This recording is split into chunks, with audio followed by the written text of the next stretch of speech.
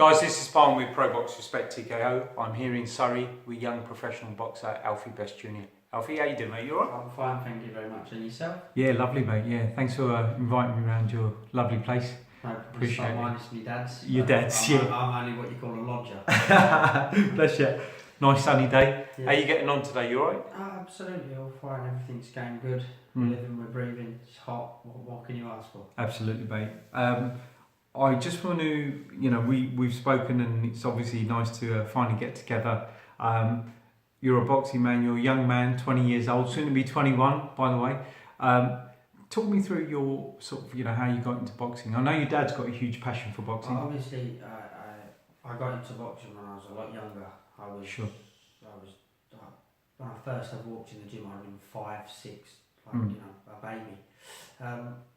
I had gym shows from then on in, from 7 to 8. I don't think I was boxing. Then at 9, I went back in the gym, and then I carried on for that 2 years. And obviously, when I was boxing as an amateur, at 11 was the age that you could box as bouts. Absolutely. I don't know if that's the case now. I think you can be 10. Yeah. And even 11 to go in the schools, because it was 12 to go in the schools. And I obviously got into amateur boxing. When I start a hobby, I want to go all out. I don't want to go, because I think originally we just went down there to train, Of course, just keep to fit, hold your hands up. It's good discipline as well, isn't it? Listen, absolutely, you never know when you might need it. Of course, Yeah. you never go. And obviously, I believe that boxers don't go out looking for trouble. Yeah. Because obviously they know how hard it can be in the gym. But I had a few gym shows, like from 9 upwards. I had loads of gym shows, which is where other clubs, I don't know, obviously come down, and it's a glorified spa with your shorts on, of course, yeah. etc. The closest thing as a young kid you get to a fight, should I say. And then obviously 11 I was carded.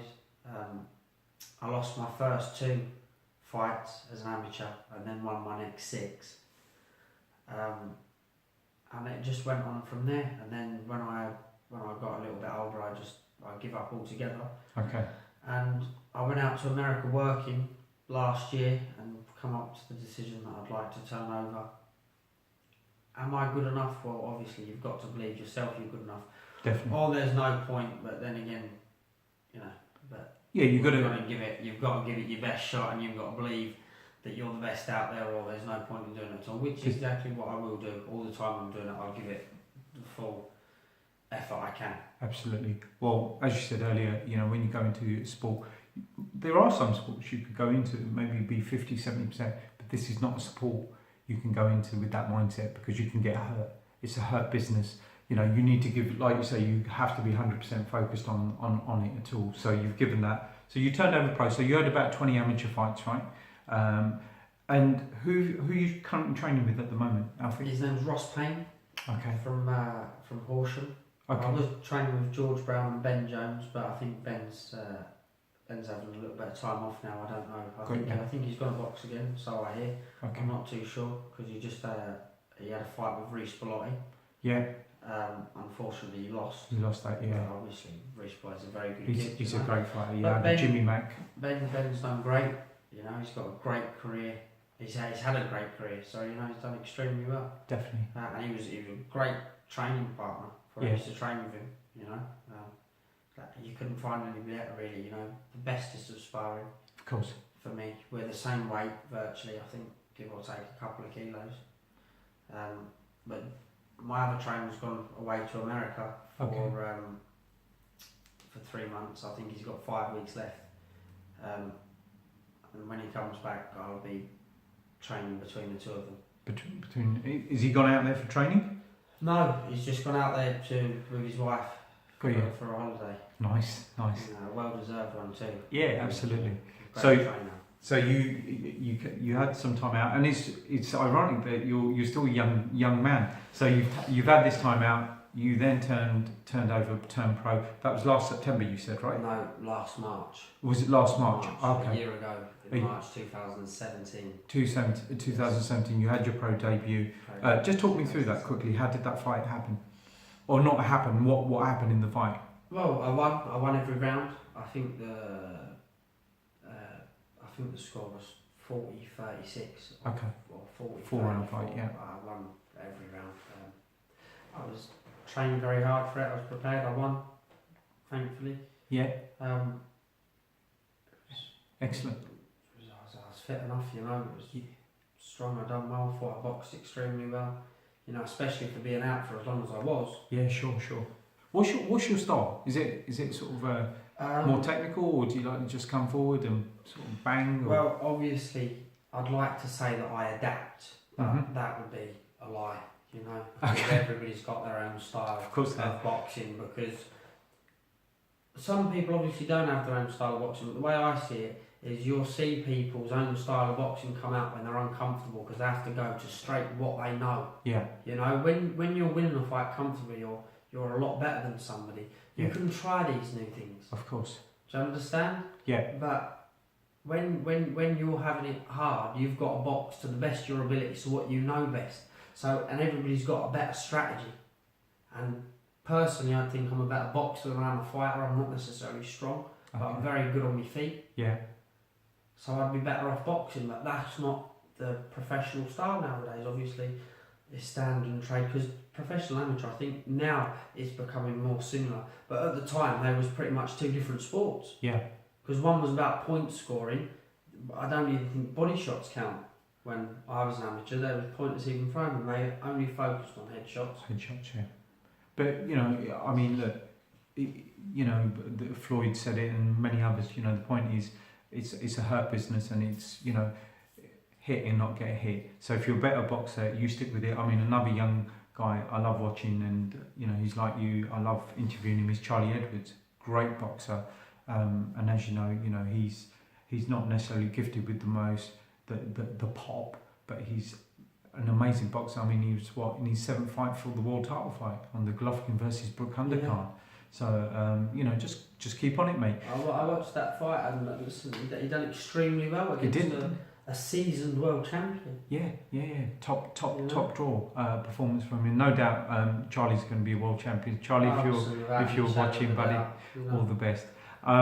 So what sort of weight are you at the moment in terms of fighting weight? Super featherweight. I don't really put much weight on. Listen, obviously, I can eat pretty much what I like, and I won't put got good weight genes on. then. But the problem with that is, it all plays a big part in your training. If you eat rubbish, you feel like rubbish when you go training. Yeah. And you don't feel like it. So I choose to eat healthy. You know, I don't really go down. Maybe I could possibly even go down to a lower weight, but it'd be pointless. I'd be very tall for my weight as I am. Yeah. I'm 5'10", 5'11". Yeah. So you feel you're pretty strong at super featherweight. I'm at my natural weight. Okay, excellent. So tell me what it looks like for you in the next year, mate, as a professional. What are you hoping for? I've got to get in there, and I've got to get active for a start, which obviously I've sat down with my manager. My manager's Kaz Evans from Assassin Promotions. And we've sat down and we've said that I've got to get active, because there's been people that fought on the same shows that I did, and they've had 8 fights by now, you know. But listen, I've got nobody to blame but myself. But as I said previously to this interview, I want to do it 100% if I'm going to get in there at all. Yeah. If I'm not, then I'd rather not fight. Absolutely. So I've slowly but surely got back into my training, which is not an easy thing, especially when you've had time off. The first 2 or 3 weeks is the most crucial, you know, it's the hardest. It's the hardest, isn't it? You know, that breaking yourself in, we call it, you know. Yeah. Before we wrap up, just a couple of final questions for you. Who at the current crop do you look at as, you know, or do you look at any of the fighters and say, yeah, you know, their quality or their role models for you? Absolutely. Billy Joe Saunders, that's the best, isn't he? You know, Billy, great. Everybody doubted him on his fight against David Lemieux. You know, could he do it? Like, is he the man for Golovkin? And then he proved himself. He showed everybody that he is the man to beat Golovkin. If there's anybody to beat Golovkin, it is definitely him. I'm like you. I've said it for a while. Known Billy from TKO. Billy, you're the next undisputed champion, buddy. Middleweight champion, without doubt. He's a great guy. So Billy's one. Who else do you like? And obviously Tyson Fury. How can you Oh, look yeah. up to the big fella? Yeah, big fella. he's the Look, we're man. both smiling, so they're people that we take a great liking to. Well, obviously he's done extremely well. Tyson Fury, he's a great fan of Tyson Fury. Yeah. Heavyweight champion. He did dethrone Klitschko. Yeah. Do you know what I mean? Listen, I'm not being funny.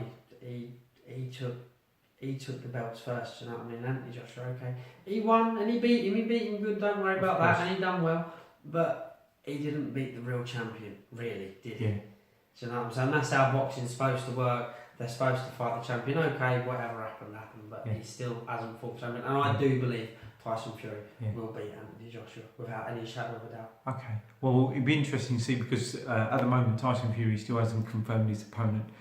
So it'd be interesting to see. I think it's June the 6th or 9th or something. His next fight. So I think everybody's eagerly anticipating his return. I don't think it's going to be long because Tyson, I don't believe, needs warm-up fights. Truthfully, as good as Anthony Joshua is, I just think he doesn't have that natural ability. I've never seen heavyweights move like Tyson does. Tyson does, yeah, he's quite new. Look at Muhammad Ali. That is the next closest thing people can compare him to on his feet because the size of him and he can move like a featherweight. Yeah, he's 6'9", about 19 stone, and big up to Ben as well, Ben Davison, who's done a great job with him. Ben, absolutely. I know Ben as well. Because great guy. Train at a gym that he used to train at. Yeah, he's a great guy. Ben, and Ben's, as you know, he's done work with Billy as well, so he's a great guy. Final question before we leave: anybody you want to give a shout out to? Family, friends, whatever. No, it's all fine. Thank you very much. You sure? Listen, everybody knows I'd give a shout out to. There are too many names to go Too many through, names, yeah, absolutely. Alfie, listen, it's been a great chat. I've enjoyed it. Thank you for having me down at your dad's beautiful place. I appreciate it, yeah. And listen, keep me in the loop with what happens. Absolutely. And wishing you all the best, yeah? No problem. Take care, buddy. Thank you very much.